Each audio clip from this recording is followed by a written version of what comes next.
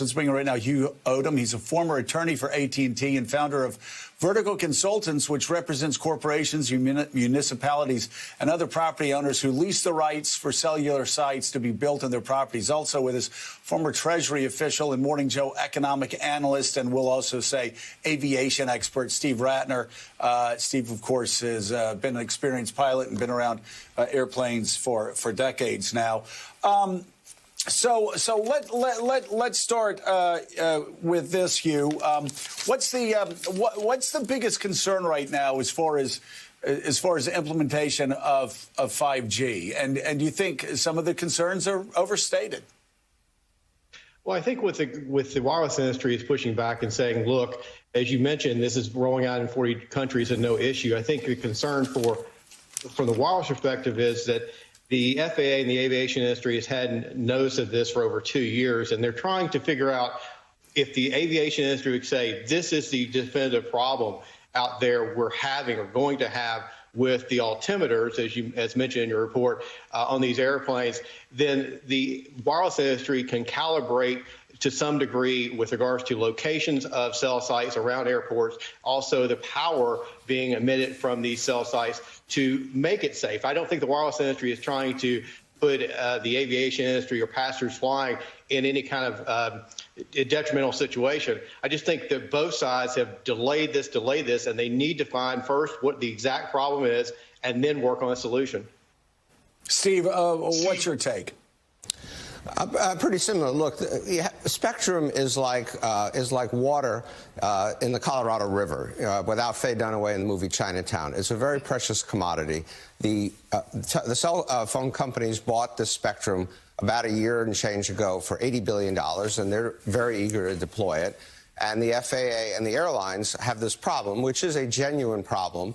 The question you would rightly ask is, why do they let it sit around for this long? And that is a valid question.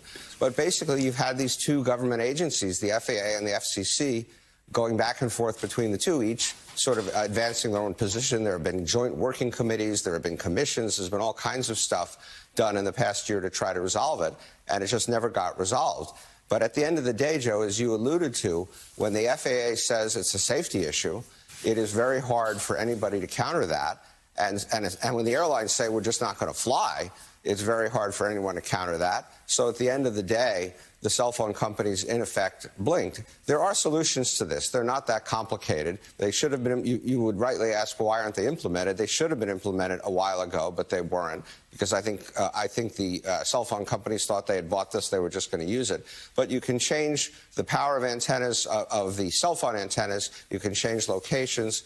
You can change the radar altimeters can be adjusted, and all this can be made to work. It just takes some time at a bit of money. And this is a classic case of two government agencies kind of both going toward the brink and then almost going over the edge and now having to regroup.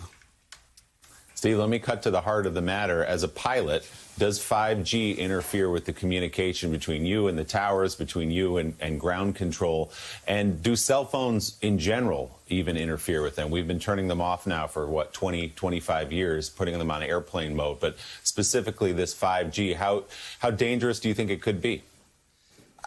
I think it is a legitimate issue. There's no question about that. And it only involves, as Tom Costello said, one particular piece of equipment called a radar altimeter, which tells you, as you get below about 2,500 feet, how close to the ground you are. And then it feeds that information into all kinds of other instruments in the cockpit to help you land safely. And that is a legitimate concern. Are planes going to start crashing all over the place? No. But if we're living, as Joe suggested, in a world of zero tolerance for airplane crashes or even airplane mishaps of other sorts, it is important for these things to work well. The aviation industry has already started the process of checking. And by the way, there's not one model of radar altimeter, just like there's not one model of car. And so you have to go a radar altimeter by radar altimeter, make adjustments, check it to see if it'll work, and then clear it for service if it does. Again, these are not that complicated things to fix. This problem is not that complicated to fix. It's just that it was left for the last possible moment in this game of brinksmanship between two industries and two sets of government agencies. Yeah, and then let me just say, as a regular traveler, yes, we do want to continue living in a zero-tolerance world for airline mishaps. Hugh, do you agree with Steve that this is a problem that can be fixed? They're just, both sides are going to have to roll up their sleeves and get to work on it. I do agree. I think that, as I mentioned before, the delay is unexcusable. I think that it doesn't benefit either side. The aviation industry has a safety issue. The wireless side, more particularly AT&T and Verizon, are saying, look, we're being pushed behind because we can't roll out 5G 100%.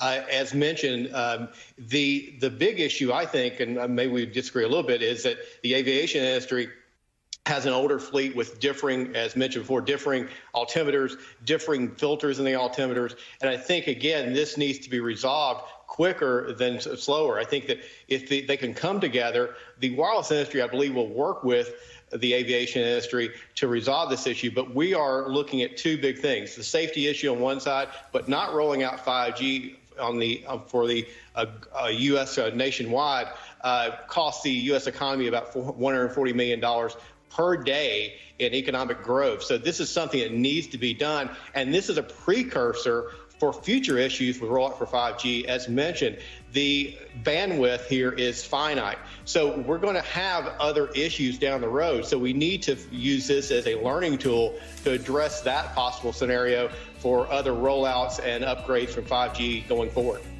Hugh Odom and Steve Ratner, thank you both very much for coming on this morning to talk about this.